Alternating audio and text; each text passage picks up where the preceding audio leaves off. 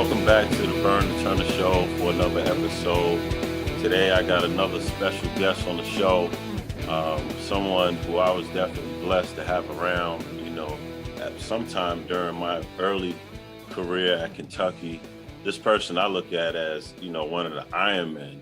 This guy, he been through the wars and definitely set the trend for Kentucky basketball players like myself to go in and try to be just successful and have a great career like he did. But this guy played 9 years, in the professional level overseas. He coached 14 years college basketball, and I even, coached a little bit overseas. But before I introduce him, make sure you subscribe to the Field of 68 Media Network group.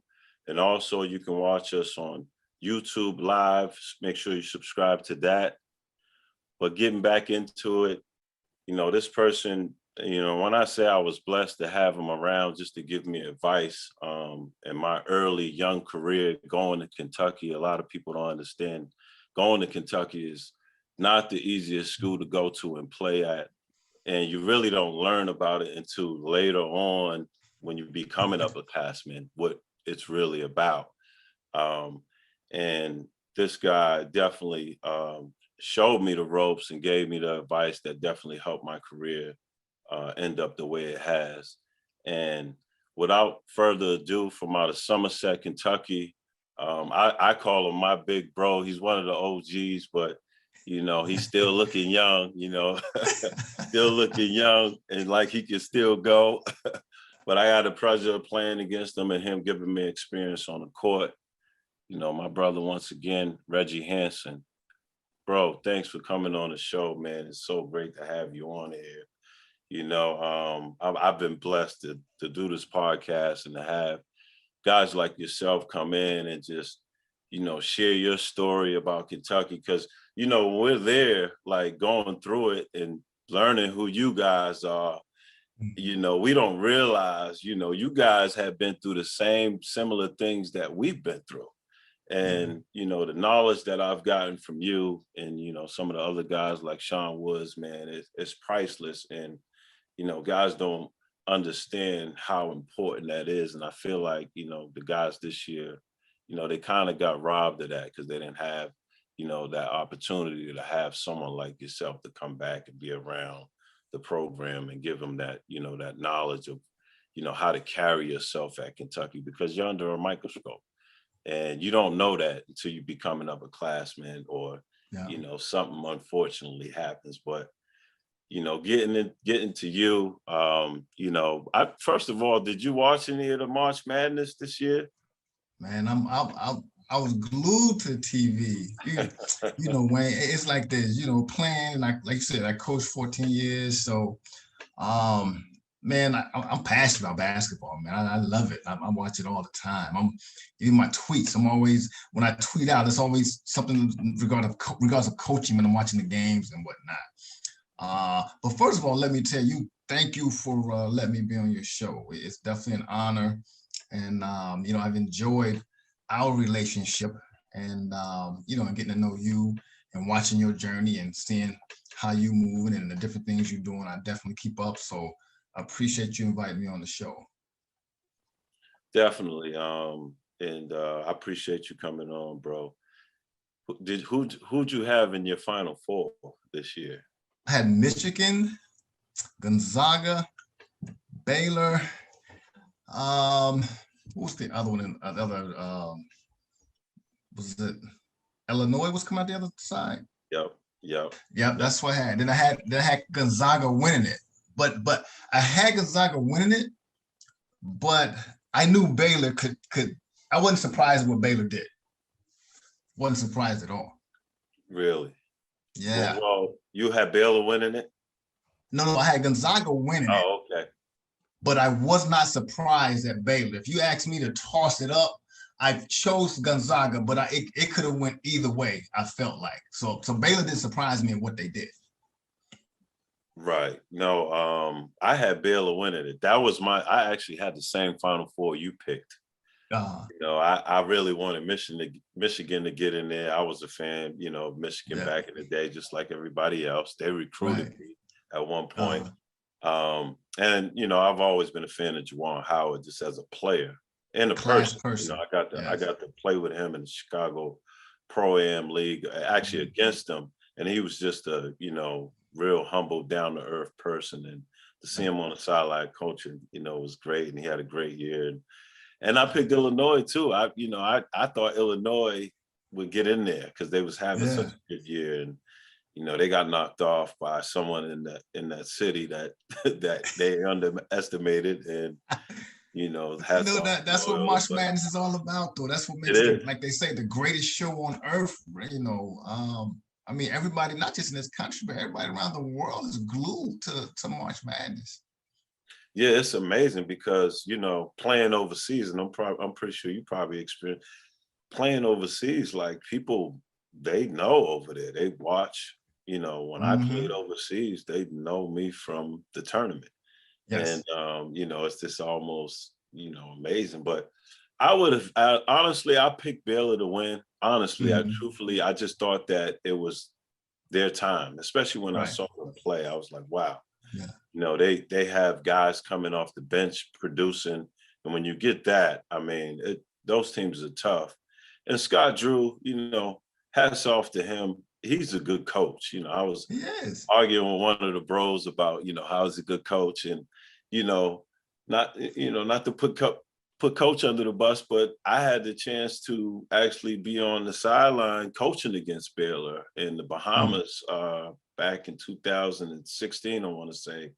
And we had a 20-point lead, and those dudes came back and beat us. And that's when I realized he was a good coach because his strategy got us Mm. off balance, and they came back and won. And I just felt like it was his time to win. But I would have had liked to see Gonzaga go Right. undefeated just because no one hadn't done it since Indiana.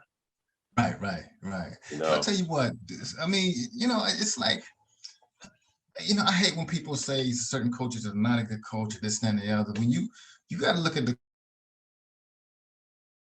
coaches, his body work, at what he's done since he's taken over Baylor. Baylor was like Baylor was almost non-existent after that incident they had with the previous coach.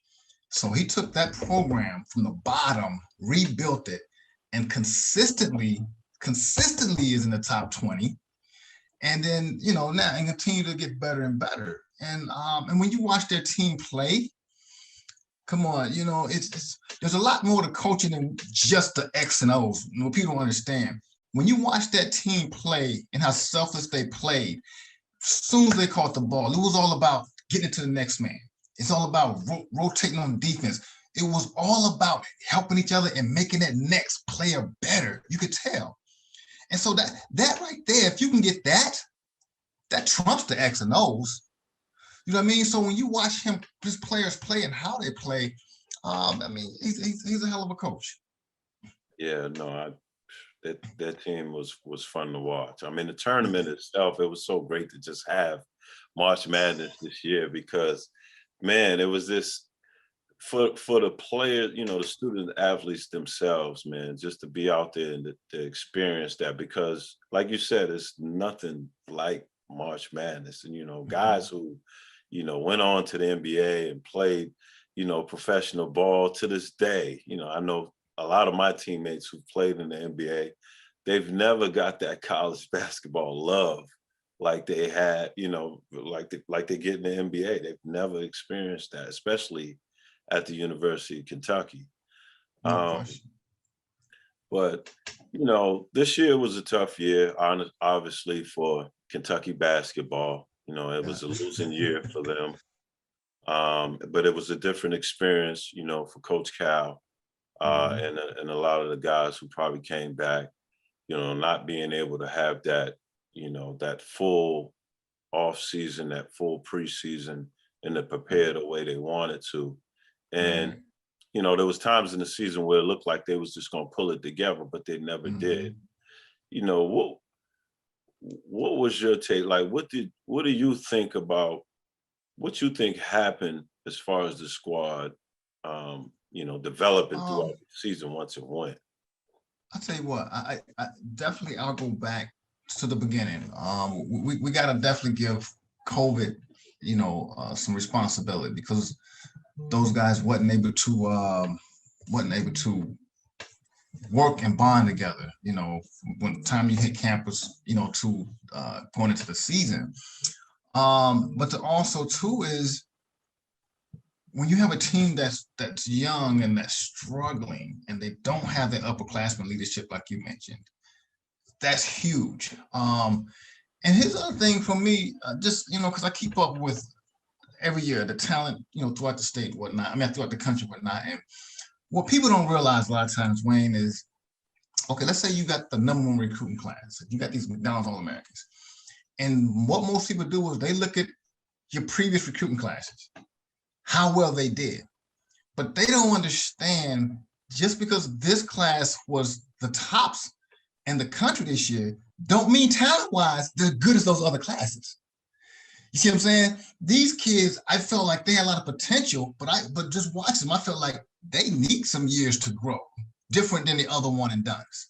So I think people get mixed up on just because they were McDonald's All-Americans and they compare them to the other classes. They don't understand that a class in 1994 may be the top class, but that doesn't mean they're as good as the top class in 95. And so I think people get mixed up on that. And again, I think it just comes back to not being able to have enough leadership when you're that young and going through what they went through with COVID and not being able to work out. There wasn't enough leadership to really help those guys along the way. Right. And, shooting was one of the things that was being pointed out as well. And, I disagreed that Cal didn't recruit shooters because I thought Deron Lamb was a great shooter. I thought Tyler Hero was a good shooter. I thought he in the past had recruited, some good, decent shooters. Now I thought Deron was a knockdown shooter. If you left him open, it was definitely going in. So I had the luxury, the blessing to coach the kid, and he was definitely a shooter. Now Hero was streaky. But how much do you think that affected them that they didn't really have that knockdown shooter this year? It affected them a lot because when you don't have that shooter, and I know we try to run the dribble drive offense and whatnot, but when you don't have that shooter, it's hard for the lane to become open. Because they're right there in help position and waiting on you to get that drive. When you have shooters, it just opens up the lane because whoever's guarding the shooters, whoever's in the shooters area, you have to be ready to close out. And so not having shooters definitely hurt. And when you have guys that are not, how it is, Wayne, when your offense affects your defense, when you're not able to make shots, and it shouldn't. As a coach, when I was coaching for playing for Coach P, that's what he always used to scream. When I was coaching, I used to scream it. You can't let your offense affect your defense.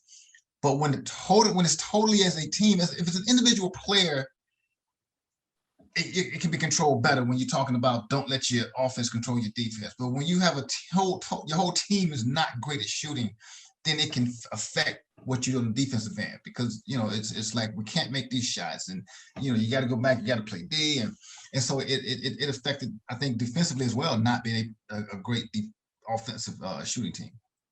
No, I agree because I kind of go back to when I played, my senior year in '99. We didn't have that shooter. Jeff left, Cameron left, and it really affected us. Teams played a lot of zone, and no one, there was no one who was kind of significantly scoring all the points, and making threes. So, I thought toward the end they got better and more comfortable shooting this year. And it looked like they were starting to gel. But,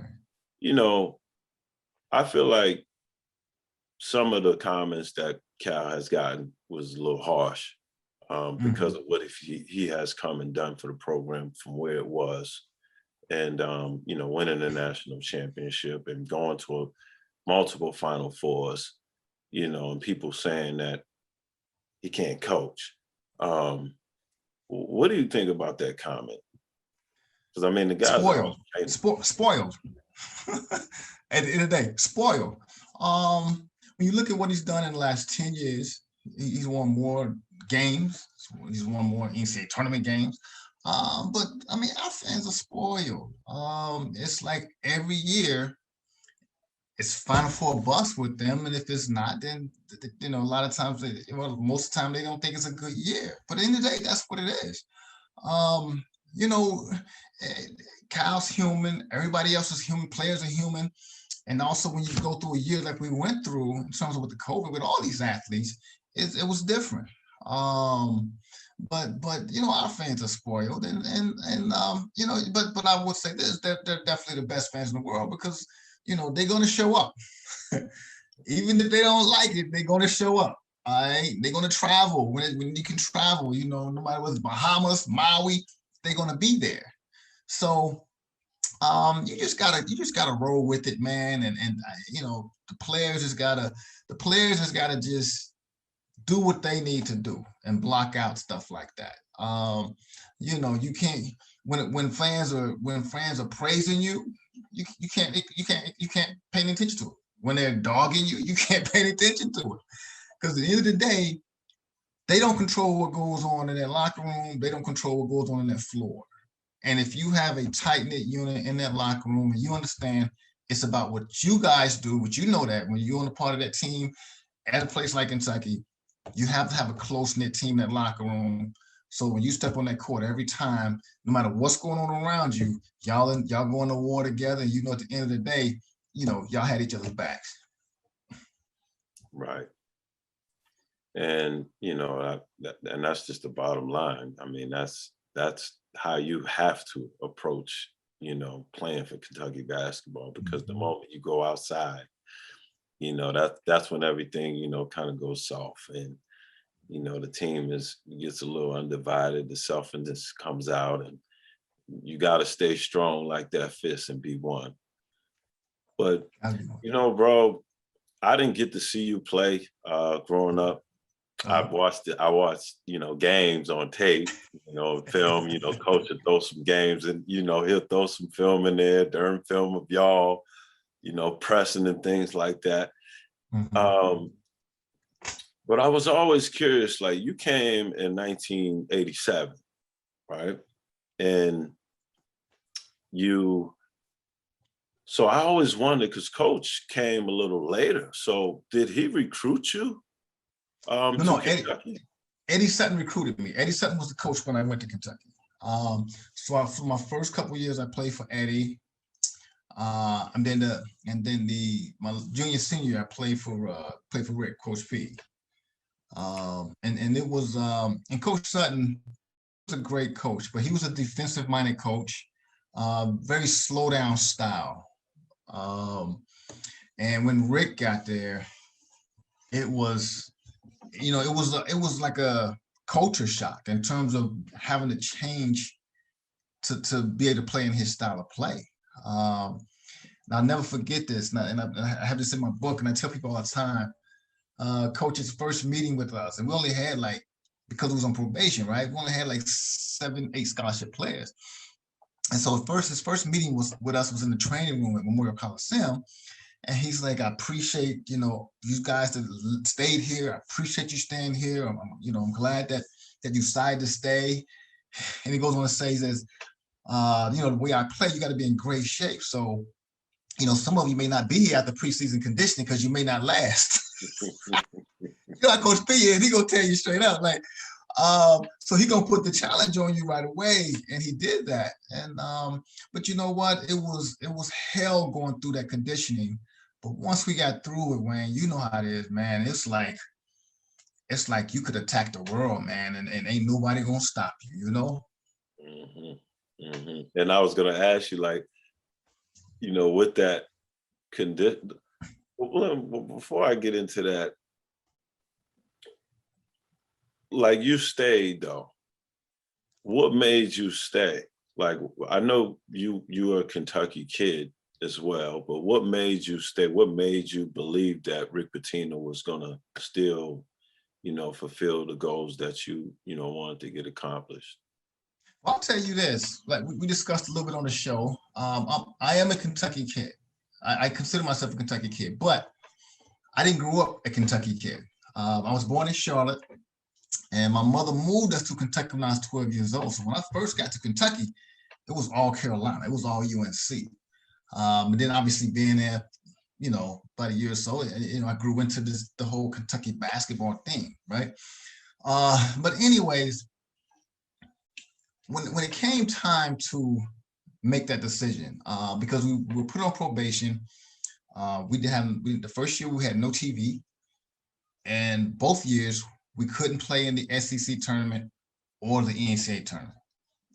And so it wiped out my goals, man. I had goals of playing in both tournaments. I had goals of getting exposure to possibly and hopefully be drafted. Because see, back then, you didn't have the exposure you have now with TVs and networks all over. It was ESPN or maybe CBS. And a lot of times, some of those ESPN or SEC games were delayed. So you had to watch them later after the game back then. So it wiped out a lot of the goals I had.